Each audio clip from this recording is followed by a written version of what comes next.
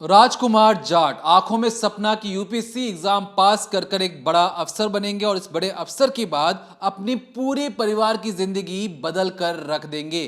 फिर इनकी मुलाकात एक रोज बीजेपी के विधायक के बेटे से होती है। बीजेपी का जो विधायक का जो बेटा है वो कहता है कि मेरे घर पर आइए, आपसे जरा बात करनी है। ये जो लड़का है जिसकी उम्र 30 साल है उस घर के अंदर जाता हुआ नजर भी आता है।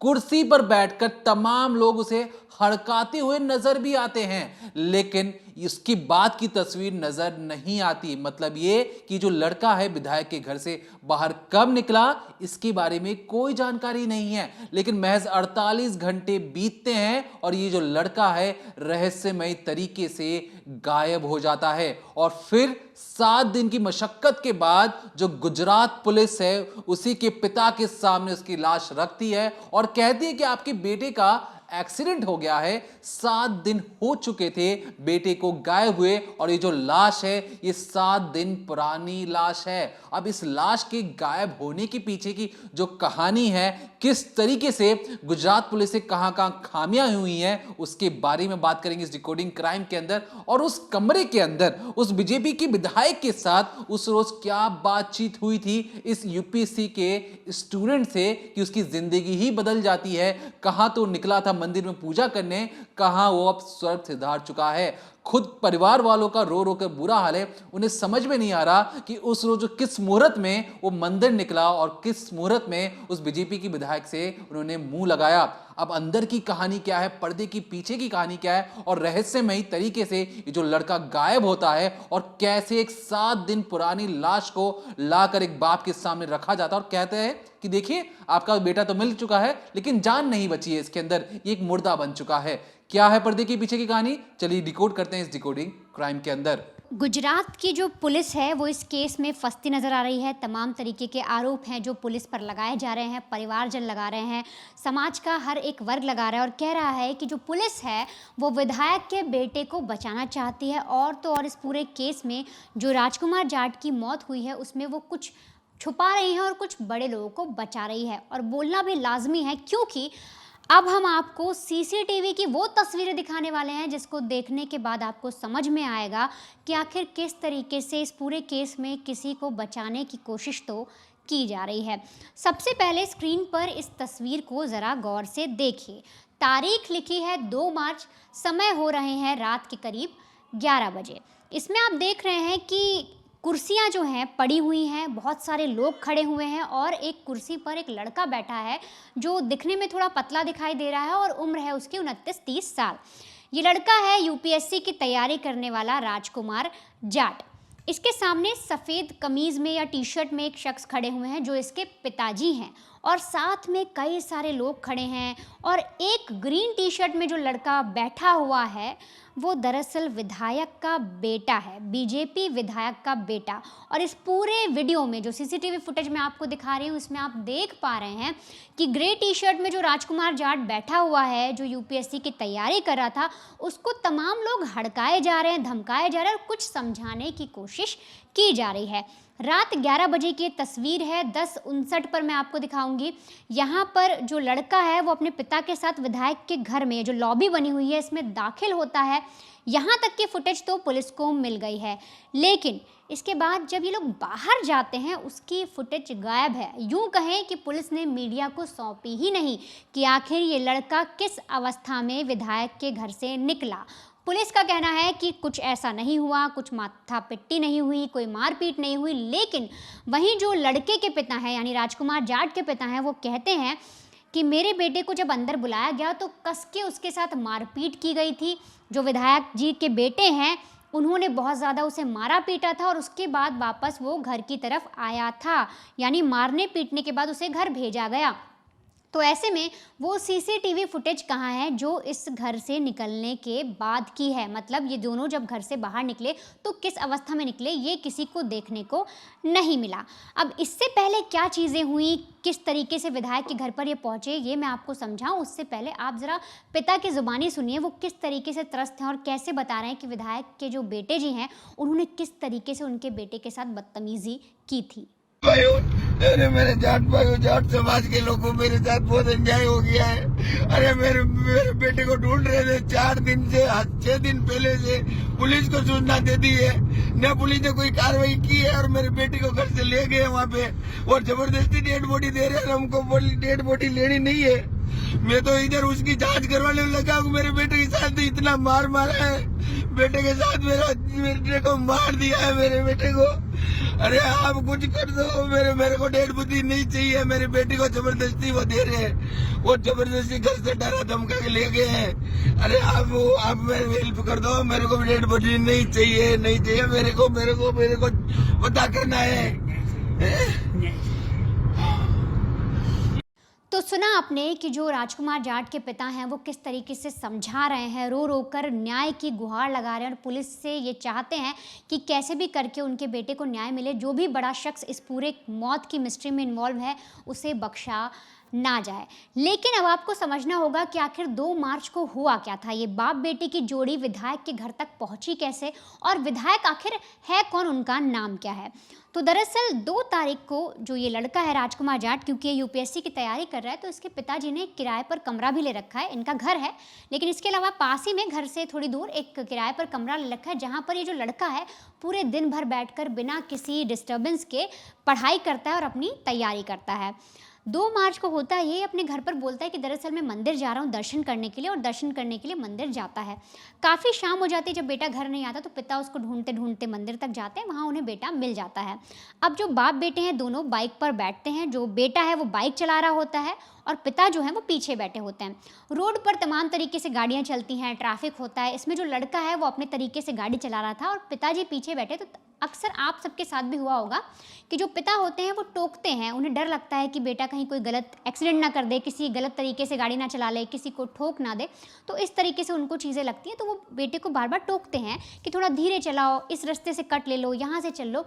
तो ऐसे करते करते क्योंकि जो बेटा था 30 साल की उसकी भी उम्र थी, उसे भी लगा कि मैं भी दुनिया की बहुत परख रखता हूँ, तो ऐसे में वो अपने पिता को उलटकर जवाब देता है। अब रोड पर गाड़ी चला रहे हैं, ऐसे में कुछ ज़्यादा ही बहसबाजी होती है और एक जगह आकर गाड़ी रुक जाती है और वो गाड़ी रुकती है विधायक के घर के सामने। अब वहाँ पर जो है जो बेटे हैं और जो पिताजी हैं उनके बीच में कुछ तीखी बहस होती है। अब यहाँ पर आता है ये सीसीटीवी फुटेज, लेकिन उसको समझने से पहले आपको समझना होगा कि विधायक है कौन। तो दरअसल गुजरात के गोंडल विधानसभा से जो पूर्व बाहुबली थे, नाम है उनका जयराज सिंह जडेजा, वो विधायक थे, लेकिन उन पर 2 केस चल रहे हैं। एक उम्र कैद, उनको सज़ा भी सुनाई गई एक केस में, और एक केस और चल रहा है। तो ऐसे में उन्होंने अपनी पत्नी को यानी गीता बा जडेजा को विधानसभा की सीट दिलवाई बीजेपी से, और इसके बाद अब उनका अगला मकसद है कि जो उनके बेटे हैं यानी गणेश जडेजा, जिनका एक नाम ज्योतिरादित्य भी है, तो उनको वो नया चेहरा बनाए, उभरता हुआ सितारा बनाए और पार्टी में एक मुकाम दिलाएं। तो ये घर की और ये प्रोफाइलिंग आपने समझ ली, और ये वही उन्हीं विधायक जी का घर है। अब यहाँ पर फिर से आप 2 मार्च की तस्वीर देखिए, यानी जब बाप बेटे बहस कर रहे होते हैं, बाइक पर बेटा बैठा होता है, पिता नीचे खड़े होते हैं, कुछ ज़्यादा तीखी बहस होती है। तो जो विधायक के जो बेटा है गणेश, उसके अलावा जो उसके चेले चपाटे हैं, यूँ कहें कि जो बॉडी बिल्डर हैं, साथ में घूमते हैं, जो उनकी देखरेख करते हैं, वो सब बाहर निकल कर देखते हैं। अब यहाँ पर आप बारीकी से 10:59 पर ज़रा गौर करिए। यहाँ पर आपको दिखाई देगा कि ग्रीन टी शर्ट में जो विधायक के बेटे हैं वो खड़े हुए हैं और उनको एक शख्स उंगली से इशारा करता है कि देखो वहाँ पर कुछ हुआ है। और उसी के थोड़ी देर बाद जो बाइक है वो उल्टी साइड से आती है और विधायक के घर के सामने गली की उस ओर, मतलब रोड की उस पार पार्क होती है, और वहाँ पर जो बेटा था, राजकुमार जाट था जिसकी मौत हुई है, वो उस बाइक से उतरता है। अब ऐसे में जितने विधायक के जो शागिर्द थे, जो वहाँ पर खड़े हुए थे, जो दोस्त यार थे, वो उनको बुलाते हैं और अंदर की ओर लेकर आते हैं। तो ऐसे में ग्रे टी शर्ट पहना हुआ जो लड़का है, जो राजकुमार जाट है, जिसकी मौत मिस्ट्री बनी हुई है, वो इस अंदर आकर बैठता है कुर्सी पर। उसके पिताजी भी आते हैं और यहाँ पर हड़काने की जो प्रक्रिया है, जिस तरीके से उसे डांटा जाता है, डपटा जाता है और अंदर बुलाया जाता है। तो आखिर आप ये सोचिए, विधायक का बेटा है, उसको और कोई काम नहीं है, रोड पर एक बाप बेटे की बहस हुई है, वो उनको अंदर लेकर क्यों जा रहा है? उसको अपने घर के अंदर बुलाने की उनको क्या ज़रूरत है? अगर बहस इतनी ज़्यादा तीखी थी तो वो बाहर भी समझाकर मामला रफा दफा करके उन्हें भेज सकता था। घर के अंदर इस बरामदे में बुलाने का मकसद क्या था?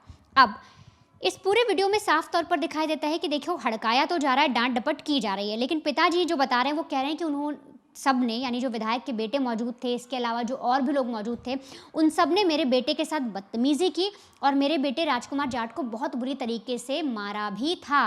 अब इसको प्रूव करने के लिए कोई ऐसी सीसीटीवी फुटेज नहीं है, क्योंकि अंदर आने की तस्वीरें हैं 11 बजे रात को जब बरामदे में बुलाया जा रहा है, लेकिन इन लोगों ने बाहर जाने की तस्वीरें मुहैया नहीं कराई।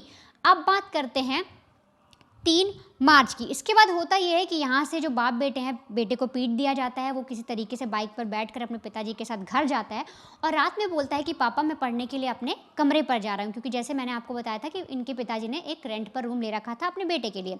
तो वहाँ पर वो चला जाता है 3 तारीख को। अब यहीं से पूरी कहानी बदलती है और यहीं से एक लड़का रहस्यमय तरीके से गायब होता है।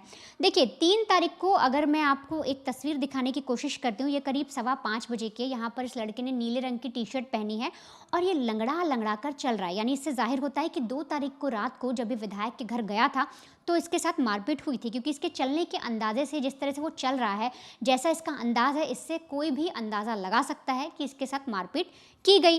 अब 3 तारीख को ही शाम को करीब 6:30 बजे ये एक आश्रम में जाता है। यहाँ पर इसकी टी-शर्ट चेंज होती है। टी-शर्ट इसने रेड कलर की पहनी हुई है, लाल रंग और ऑरेंज रंग की ऐसे कुछ टी-शर्ट है, उसको पहनकर ये आश्रम के अंदर जाता है और वहीं पर रहता है। क्योंकि इसके निकलने की जो तस्वीरें हैं, यानी जब बाहर जब निकलता है तो ये करीब 4 तारीख, यानी 3 और 4 की जो दरमियानी रात होती है उसमें करीब 3:30 के आसपास बाहर निकलता है या 3:45 के आसपास बाहर निकलता है। जो सुबह सुबह उगता सूरज होता है उस वक्त ये वहाँ से बाहर निकलते हुए दिखाई देता है और ये वो आखिरी सीसीटीवी फुटेज है जो इस लड़के की मिली है।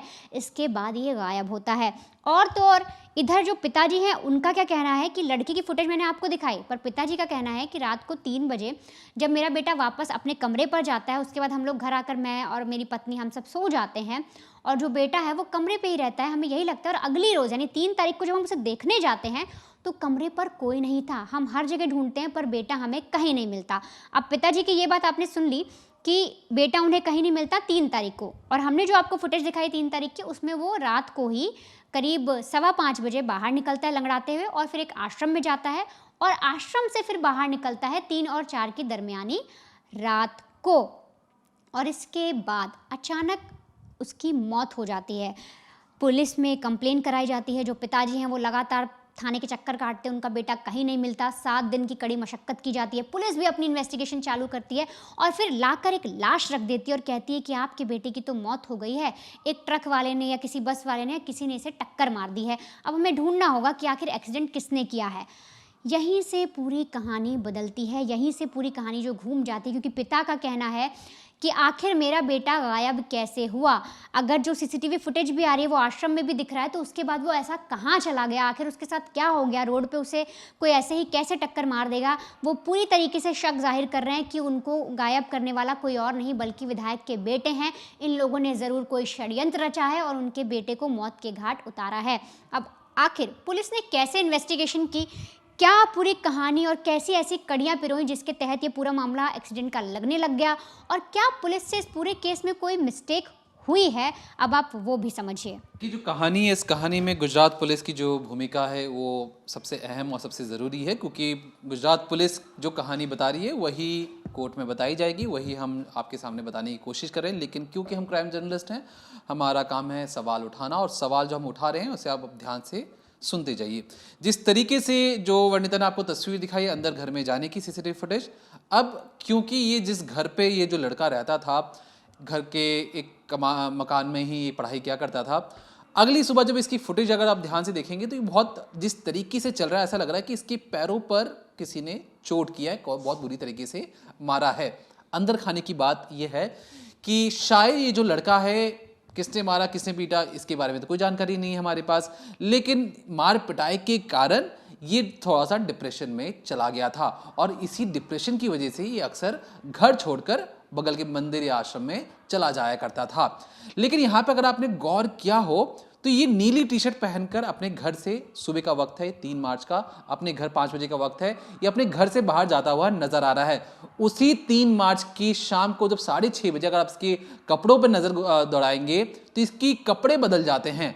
अब इसके जो कपड़े बदलते हैं, ऐसा बीच रास्ते में क्या होता है कि सुबह 5 बजे एक लड़का अपने घर छोड़कर टी शर्ट में निकलता है और शाम होते होते उसके कपड़े बदल जाते हैं। इसके बारे में गुजरात पुलिस कोई अच्छे से जानकारी दे नहीं पाई है। पता नहीं क्यों, ऐसा क्या चीज़ें हैं जो उन्हें पता है और हमें बताना नहीं चाहती, या उन्हें पता ही नहीं है और एक मनगढ़ंत कहानी बनाई जा रही है। अब आगे कहानी में क्या होता है, देखिए जो पुलिस का कहना है कि आश्रम से जब ये लड़का निकलता है तो ये आगे बढ़ते हुए चले जाता है, क्योंकि जिस जगह पर एक्सीडेंट हुआ वहां पर कोई सीसीटीवी फुटेज था ही नहीं। अब पुलिस के लिए, जो गुजरात पुलिस है, उनका काम करने का तरीका ये कि भैया हमने 150 सीसीटीवी फुटेज खंगाले हैं, आगे पीछे दाएं बाएं ऊपर नीचे जहां लगे थे हमने सबको खंगाल लिया, लेकिन हमें बहुत मशक्कत के बाद ये बॉडी मिली है। रिपोर्टर्स ने पूछा सर कैसे मिली है, तो उन्होंने कहा कि देखिए एक ट्रक ड्राइवर है, मैं 2:35 पर उस मौका वारदात से जब वो गुजर रहे थे तो उस ट्रक ड्राइवर ने पहली बार देखा कि एक लड़का है, उसकी लाश वहां पर पड़ी हुई है। अब 2:35 ये जो वक्त है रात के 2:35 का, यहाँ पे एक ट्रक ड्राइवर ने एक बॉडी देखी। अब सोचिए रात का वक्त है, उस वहाँ से कई गाड़ियाँ गुजर रही होंगी, सिर्फ इसी ट्रक ड्राइवर ने देखा, चलिए मान लेते हैं इस ट्रक ड्राइवर ने देखा और लाश को देखा। उसके बाद पुलिस को इसकी जानकारी दी गई। पुलिस ने क्या किया, उस इलाके में जो बाहर और जो अंदर जितनी भी गाड़ियाँ बाहर गई होंगी, जो भी सामने सीसीटीवी फुटेज होगा, उन सबको खंगाला तो पता लगा कि हाँ उस इलाके से एक बस तो ज़रूर गुजरी थी। अब उस बस ड्राइवर तक पहुँचा जाता है। बस ड्राइवर से गुजरात पुलिस की माने तो बस ड्राइवर तुरंत ही हाँ बोल देता है कि हाँ सर मैंने ही एक्सीडेंट किया था, मेरी ही गाड़ी से ठोकर लग गई और वो हमने उसे रौंद दिया। जो भी कहानी थी गुजरात पुलिस ने बनाई है, उसके मुताबिक बस ड्राइवर ही ने एक्सीडेंट कर दिया था। अब ये जो कहानी है, इस कहानी में कई झोल हैं। अब देखिए अक्सर क्या होता है, जो ड्राइवरी का काम करते हैं, जो ट्रक या बस चलाते हैं, अगर उनसे एक्सीडेंट हो जाता है कि छोटा मोटा एक्सीडेंट होता है तो अपने मालिकों को ज़रा बता देते हैं कि मालिक देखिए मुझसे एक्सीडेंट हो गया है, अगर कल को कुछ हो तो थोड़ा संभाल लेना, कहीं हिट एंड रन के मामले में मैं फंस ना जाऊं। यहाँ पर जो बस ड्राइवर का जो मालिक है उसको कोई जानकारी नहीं है, यहाँ तक कि बस ड्राइवर के जो साथी हैं उन्हें कुछ चीज़ पता नहीं है। लेकिन बस ड्राइवर तक जैसे ही पहुंचा जाता है गुजरात पुलिस के सामने, सर कहते हैं सर मैंने ही एक्सीडेंट किया, सर मैंने ही एक्सीडेंट किया है। तो ये जो कहानी है जो गुजरात पुलिस बता रही है, इसमें हम कितना विश्वास करें, ये अपने आप में सवालिया निशान खड़े करती है गुजरात पुलिस के इन्वेस्टिगेशन पर। अब बात आती है कि देखिए उसके शरीर पर कितने चोट हैं। उसके शरीर पर हैं 43 जख्म हैं। अब आप सोचेंगे कि क्या 43 चोट लगना आम बात है, क्योंकि ठोकर तो बस से मारी गई थी। अब बस से ठोकर मारे जाने के बाद भी अगर इतने चोट आ रहे हैं तो मतलब कैसे आ रहे हैं भैया। एक बस को ठोकर मारेगी तो कितनी चोट लगेगी, एक बहुत बड़ा जख्म लगेगा, एक छोटा मोटा लग जाएगा। इतनी सारी चोटें कहाँ से आई हैं, किधर से आई हैं, इसके बारे में कोई जानकारी नहीं है। तो हो सकता है कि जिस तरीके से जो पिता सवाल उठा रहे और कह रहे हैं कि देखिए मेरे पास तो कोई सबूत है नहीं, मैं तो एक आम आदमी, एक लाचार आदमी हूं, एक बाहुबली विधायक की बेटी के सामने मेरी क्या औकात कि मैं ये बता दूं कि मेरे बेटे के साथ उस बंद दरवाजे के अंदर क्या हुआ था, जिसकी सीसीटीवी फुटेज भी विधायक के घर वाले नहीं देना चाहते हैं। अब जो 43 जो चोट लगे हैं, पोस्टमार्टम रिपोर्ट में तो कह दिया गया है कि देखिए सब कुछ एकदम पूरी फिल्मी कहानी है। पुलिस वाले 7 दिन बाद लाश ढूंढते हैं। पोस्टमार्टम रिपोर्ट भी जो 43 चोट लगे हैं उस कहती है कि देखिए रोड एक्सीडेंट में तो ये आम बात है 43 चोट लगना। तो कुछ इस तरीके से बिल्कुल परफेक्ट कागजात तैयार कर पेश कर दिए गए हैं। अब जो सवाल ये उठता है कि अगर 4 मार्च को एक्सीडेंट होता है, पुलिस वाले 9 मार्च को लाश को लाकर रखते हैं, 5, 6, 7, 8, 9 3 तारीख को रिपोर्ट दर्ज हो गई थी कि बेटा गायब हो चुका है, चलिए 4 मार्च को एक्सीडेंट होता है। 5 से 6 दिन लग गए एक बॉडी को वहां पर पड़े और किसी ने देखा तक नहीं। तो इसके बारे में जो जानकारी, जो चीजें हैं, अपने आप में संशय पैदा करती हैं कि क्या सब कुछ गुजरात पुलिस में ठीक है। क्योंकि अंदर खाने बात ये भी है कि देखिए पिटाई हुई है या नहीं हुई है, क्योंकि बंद दरवाजे के अंदर जिस तरीके से फुटेज नहीं आए हैं वो कई तरीके के सवाल खड़े करते हैं बीजेपी के विधायक के घर के ऊपर। साथ ही साथ ये जो लड़का है जो रहस्यमय तरीके से गायब हो जाता है, 7 दिन बाद मिलता है, जो ट्रक ड्राइवर एक देखता है, कौन ट्रक ड्राइवर भगवान मालिक है, उस रास्ते से कितनी ही गाड़ियां गुजरी होंगी। शक सिर्फ और सिर्फ एक बस ड्राइवर पर कैसे जाता है, इसके बारे में पुलिस को ठीक तरीके से नहीं समझा पाई। पता नहीं कोर्ट में कैसे समझाएंगे, जज साहब को कैसे समझाया जाएगा कि यही जनाब यही है जो बस ड्राइवर है जिसने ठोका था और इसने हमसे देखा, हमारी वर्दी देखी, हमारी खाकी वर्दी को देखकर इसे लगा कि इसे भूत देख लिया और इसने तुरंत ही मान लिया। तो ऐसे में सवाल उठता है गुजरात पुलिस के एक्शन पर, क्या गुजरात पुलिस ने सच में अपना इन्वेस्टिगेशन सही किया था? क्योंकि जो अफसर कैमरे के सामने आके कहानी बता रहे थे कि हमने किस तरीके से इन्वेस्टिगेशन किया।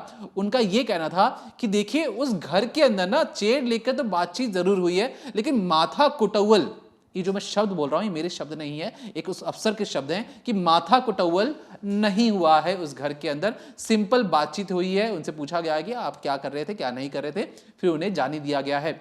जब उन्हें जाने दिया गया तो इसकी भी सीसीटीवी फुटेज सर आप अपलोड कर देते, बता देते मीडिया को, देखिए कि ये रही सीसीटीवी फुटेज, घर से बाहर जाते कि पता लग जाता कि जिस तरीके से जो लड़का है बिल्कुल ठीक ठाक आया था, वो घर से बाहर जाते वक्त भी क्या बिल्कुल ठीक ठाक था या नहीं था। क्योंकि घेरा बनाकर जिस तरीके से उस बालक के ऊपर आप चढ़ रहे थे, उसके आगे की तस्वीर हमें नहीं पता कि क्या हुआ क्या नहीं हुआ, लेकिन अंदर खाने परिवार वालों का ये भी कहना है कि उस पिटाई से जो लड़का है, खुद परिवार वालों का कहना है कि वो डिप्रेशन में चला गया था। उसे टेंशन हो रहा था कि देखो मैं यूपीएससी एग्जाम की तैयारी कर रहा हूं, मेरी कोई औकात ही नहीं है। बात यहां तक भी सामने आई है, मैं पर्दे के पीछे की कहानी बता रहा हूं। बताया ये भी गया है परिवार की तरफ से कि देखिए उस रोज जिस तरीके से जो विधायक के जो लड़के हैं जो आसपास खड़े होकर गेट पे आपको नजर आ रहे होंगे, तो उस रोज शायद जो लड़का है, ये जो यूपीएससी का स्टूडेंट है, इससे थोड़ी सी तीखी बहस हो चुकी थी और इस तीखी बहस के कारण विधायक के लड़कों को ये चीज़ बिल्कुल पसंद नहीं आई और कहा गया कि चलो अंदर चलो।